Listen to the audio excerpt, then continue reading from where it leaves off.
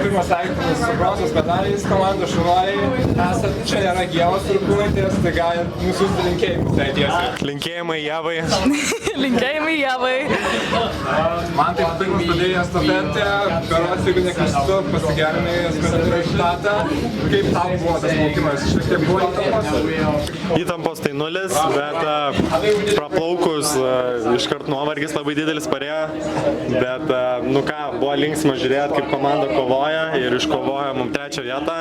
Tai linksma būti proceso dalimi. Smilte, pradėsi estafetę po manto. Kaip laikėsi, ar viskas gerai buvo? Vis tiek, sakei, šį sezoną tikrai pradėjai labiau plaukti vėl. Jautei gerai vandenį? Jo, viskas buvo gerai, pasidariau savo geriausią rezultatą.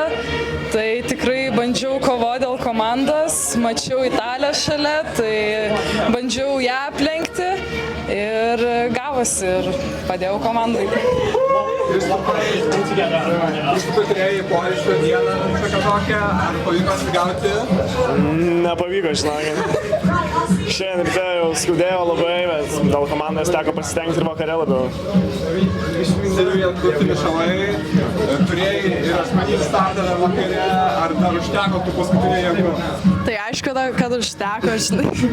Su estafete yra plaukti yra daug smagiau, tokia kitokia aplinka. Ir paskutinis klausimas, tai kaip švęsim? Šiandien turim 2 bronzos medalius.